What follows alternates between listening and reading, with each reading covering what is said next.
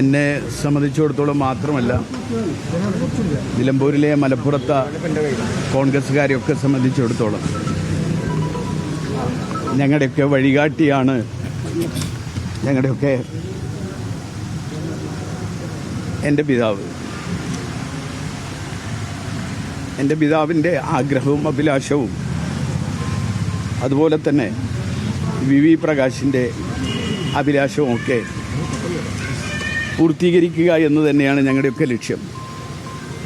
വ്യക്തിപരമായി എന്നെ സംബന്ധിച്ചിടത്തോളം എൻ്റെ ശക്തിയും എൻ്റെ ദൗർബല്യവും ഒക്കെ എൻ്റെ പിതാവാണ്. എൻ്റെ പിതാവില്ലാത്ത ഒരു സാഹചര്യത്തിൽ നടക്കുന്ന ഒരു തെരഞ്ഞെടുപ്പ് കൂടിയാണിത്. അദ്ദേഹത്തിൻ്റെ ശക്തിയും അദ്ദേഹത്തിൻ്റെ അസാന്നിധ്യം, ഭൗതികമായ അസാന്നിധ്യമാണെങ്കിലും അദ്ദേഹത്തിൻ്റെ ആ ഓർമ്മയുടെ ആ ശക്തിയിൽ നിന്നുകൊണ്ടാണ് ഈ തെരഞ്ഞെടുപ്പിനെ നേരിടുന്നത്. എന്തൊക്കെയായാലും അദ്ദേഹത്തിൻ്റെ അഭിലാഷം പൂർത്തീകരിക്കാൻ അദ്ദേഹത്തിന് ഒറ്റ അഭിലാഷം ഉണ്ടായിരുന്നുള്ളൂ.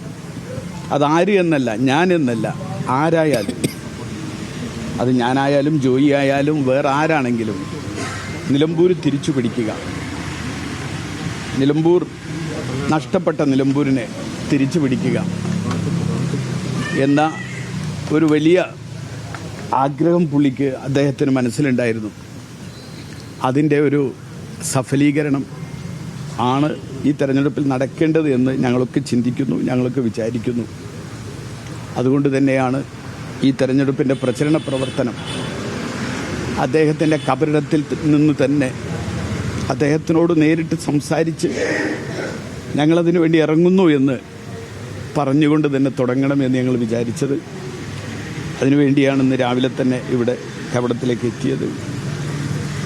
ആരൊക്കെ എന്തൊക്കെ പറഞ്ഞാലും ഒറ്റക്കെട്ടായി നിന്ന് നിലമ്പൂരിൽ UDF ഈ തെരഞ്ഞെടുപ്പിനെ നേരിടും.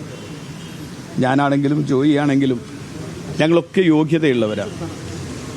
എല്ലാവരും സ്ഥാനാർത്ഥിയാവാൻ യോഗ്യതയുള്ളവരാണ്. പക്ഷേ ഒരാൾക്കേ മത്സരിക്കാൻ കഴിയൂ. പാർട്ടി ആ ഉത്തരവാദിത്തം എന്നെയാണ് ഏൽപ്പിച്ചത്. അത് എൻ്റെ യോഗ്യത കൂടുതലുള്ളത് കൊണ്ടൊന്നുമല്ല. പക്ഷേ പാർട്ടി ഓരോ തീരുമാനങ്ങൾ ഓരോ സാഹചര്യത്തിൽ പല ഘടകങ്ങളും കണക്കിലാക്കിക്കൊണ്ടായിരിക്കും പാർട്ടി തീരുമാനമെടുക്കുക. ആ തീരുമാനം, ആ ഉത്തരവാദിത്തം ഏറ്റെടുക്കാൻ എന്നെ നിയോഗിച്ചതുകൊണ്ട് ആ ഉത്തരവാദിത്തം ഞങ്ങൾ ഏറ്റെടുക്കുന്നു. ഞങ്ങൾ ഒരുമിച്ച് നിലമ്പൂരിലെ UDF ഒറ്റക്കെട്ടായി നിന്നുകൊണ്ട് അത് ഏറ്റെടുത്ത് മുന്നോട്ട് പോകും. ഒരു വലിയ ഭൂരിപക്ഷത്തിന് നിലമ്പൂർ തിരിച്ചു പിടിക്കാൻ ആവും എന്ന ശുഭാപ്തി വിശ്വാസത്തോടു കൂടിയാണ് ഇന്നു മുതൽ തെരഞ്ഞെടുപ്പിന് ഇറങ്ങുന്നത്.